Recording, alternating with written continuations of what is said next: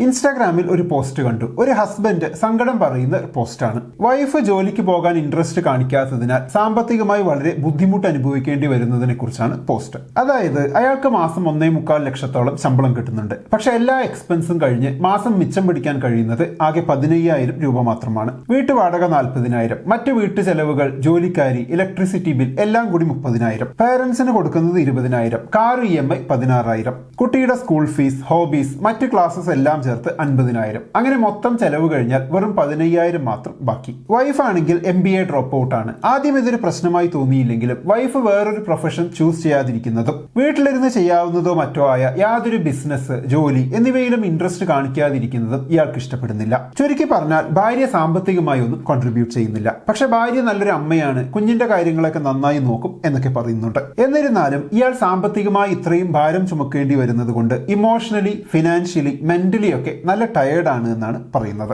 ഈ ഭാര്യയ്ക്ക് പകരം വേറെ ആരെങ്കിലും കെട്ടിയാൽ മതിയായിരുന്നു എന്ന് വരെ തോന്നാറുണ്ടത്രേ. സംഭവം ഇക്കാലത്ത് പല പുരുഷന്മാർക്കും തോന്നുന്ന ഒരു പരാതിയാണിത്. രണ്ടുപേരും സമ്പാദിക്കുന്നുണ്ടെങ്കിൽ ലൈഫ് ഒന്നുകൂടി ബെറ്റർ ആക്കാം എന്നൊക്കെ ആഗ്രഹിക്കുന്നവരാണ് മിക്ക പുരുഷന്മാരും. അതൊരു ഷിഫ്റ്റാണ്. ഭാര്യ ജോലിക്ക് പോകുന്നത് കുറച്ചിലായി കണ്ടെടുത്തു നിന്നുള്ള ഒരു ഷിഫ്റ്റ്. കാരണം നന്നായി ജീവിക്കാൻ ഇന്നത് ആവശ്യമാണ് എന്നൊരു തിരിച്ചറിവ് വന്നിട്ടുണ്ട്. ഈ പോസ്റ്റിന്റെ കമന്റ് ബോക്സ് ശ്രദ്ധിച്ചാൽ കുറച്ച് കാര്യങ്ങൾ മനസ്സിലാവും. കുറെ പേർ അയാളുടെ സാമ്പത്തിക കാര്യങ്ങളിലെ അച്ചടക്കമില്ലായ്മയെ പഴിക്കുന്നുണ്ട്.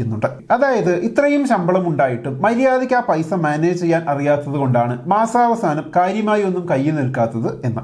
50,000 രൂപയാണ് കുട്ടിക്ക് ചെലവാക്കുന്നതെന്ന് പറയുന്നുണ്ട്. എന്നാൽ ഭാര്യയ്ക്ക് വേണ്ടി ഒന്നും ചെലവാക്കുന്നതായി കാണിക്കുന്നില്ല. എന്നിട്ടും ഭാര്യയാണ് പ്രശ്നം എന്ന് എങ്ങനെ പറയാൻ കഴിയുമെന്ന് ചിലർ. അതായത് അയാൾ കാറ് വാങ്ങുന്നു, അയാൾ വീട് വെക്കുന്നു, ഒക്കെ അയാളുടേതാണ്. ഭാര്യയ്ക്ക് അവിടെ താമസിക്കാം, അതൊക്കെ ഉപയോഗിക്കാം എന്ന് മാത്രം. അങ്ങനെയൊരു സാഹചര്യത്തിൽ അയാൾ ഭാര്യയുടെ വരുമാനം പ്രതീക്ഷിക്കാമോ എന്ന്. സംഭവം കാര്യങ്ങളൊക്കെ വലിയ കുഴപ്പമില്ലാതെ നടന്നു പോകുന്നു എന്ന തോന്നലുള്ള വീടുകളിൽ ഭാര്യമാർ സാമ്പത്തികമായി വീടിന് വേണ്ടി സപ്പോർട്ട് ചെയ്യാൻ മടി കാണിക്കുന്നു എന്നൊരു വർത്തമാനം ചിലയിടത്തൊക്കെ കേൾക്കാറുണ്ട്. ഹസ്ബൻഡ് പ്രൊവൈഡർ, വൈഫ് അത് അനുഭവിക്കുന്നവൾ എന്ന രീതിയിൽ ഇപ്പോഴും സംസാരിക്കുന്ന ആളുകളെ കാണാം. എന്താണ് ഇതിന്റെ യഥാർത്ഥ വശം? പെണ്ണുങ്ങൾ ജോലി ചെയ്ത് സമ്പാദിക്കാൻ മടി കാണിച്ച് ആണുങ്ങൾക്ക് സാമ്പത്തിക ഭാരം കൂട്ടുന്നത് ശരിയാണോ? നമുക്ക് നോക്കാം. ഈ പോസ്റ്റിൽ ജോലിക്കാരിയുടെ ശമ്പളം എന്ന് പറയുന്നുണ്ട്. അതായത് വീട്ടുജോലികൾ ചെയ്യാൻ ആളുണ്ട് എന്നർത്ഥം. എന്നാൽ വേറൊരു വഴിയിൽ അവൾ നല്ലൊരു അമ്മയാണ്, എന്റെ കുഞ്ഞിനെ നന്നായി നോക്കുന്നുണ്ട് എന്ന് പറയുന്നുണ്ട്. അതായത് കുട്ടികളുള്ള ഫാമിലിയിൽ ഹസ്ബൻഡ് പ്രൊവൈഡർ റോൾ മാത്രം ചെയ്യുമ്പോൾ ഭാര്യയാണ് അവരുടെ മറ്റെല്ലാ നീഡ്സും നിറവേറ്റുന്നത്. അതൊരു ചെറിയ ജോലിയല്ല. ഹസ്ബൻഡിന് സമാധാനമായി ജോലിക്ക് പോകാൻ കഴിയുന്നത് തന്നെ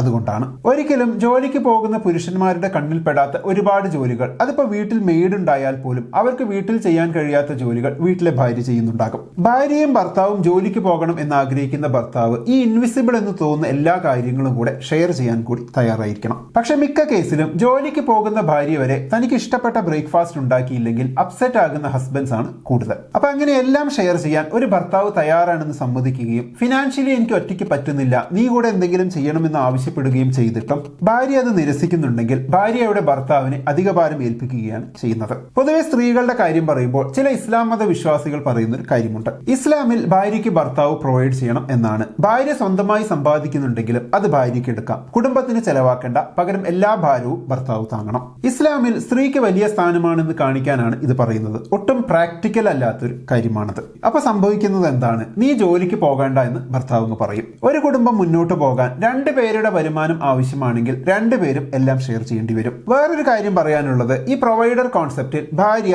എല്ലാ സാമ്പത്തിക ആവശ്യങ്ങൾക്കും ഭർത്താവിനോട് അനുമതി ചോദിക്കേണ്ടതുണ്ട്. ശരിക്കും ഭാര്യ വീട്ടുകാര്യങ്ങൾ നോക്കുന്നു, ഭർത്താവ് സമ്പാദിക്കുന്നു എന്നൊരു സെറ്റപ്പ് ആണെങ്കിൽ ഐഡിയലി ഭാര്യയ്ക്ക് അനുമതി ചോദിക്കേണ്ടതില്ല. പക്ഷെ നമ്മൾ ഇതുവരെ കണ്ടിട്ടുള്ളതൊക്കെ സമ്പാദിക്കുന്ന ഭർത്താവിനോട് അനുമതി ചോദിക്കേണ്ടി വരുന്ന ഭാര്യയാണ്. അതായത് ഒരാളുടെ അനുമതി കിട്ടിയാൽ മാത്രമേ തന്റെ കാര്യങ്ങൾ എന്തും നടക്കൂ എന്നൊരവസ്ഥ. ഹസ്ബൻഡിന്റെ സമ്പത്തിൽ ജീവിക്കുന്ന സ്ത്രീകൾക്കെല്ലാം പലപ്പോഴായി ഇത് അനുഭവപ്പെട്ടിട്ടുണ്ടാകും. അതോടൊപ്പം ഇന്നത്തെ കാലത്ത് ഈ ഭർത്താവ് ചിന്തിക്കുന്ന പോലെ ജോലിയുള്ള ഭാര്യ ഉണ്ടായിരുന്നെങ്കിൽ എനിക്ക് ഇത്ര ബുദ്ധിമുട്ടേണ്ടി വരില്ലായിരുന്നു എന്നൊരു തോട്ടും ഇന്നത്തെ ആണുങ്ങൾക്കിടയിലുണ്ട്. ഇതൊക്കെ കൂട്ടി വായിക്കുമ്പോൾ സ്ത്രീകൾ എന്തുകൊണ്ട് ഫിനാൻഷ്യലി ഇൻഡിപെൻഡന്റ് ആയിരിക്കണം എന്നതിനുള്ള ഉത്തരം കിട്ടും. അപ്പൊ എന്താണ് ഈ ഒരു വിഷയത്തെക്കുറിച്ചുള്ള നിങ്ങളുടെ അഭിപ്രായം? കമന്റ് ബോക്സിൽ എഴുതുമല്ലോ. നമുക്ക് അടുത്ത വീഡിയോയിൽ വീണ്ടും കാണാം. ബൈ.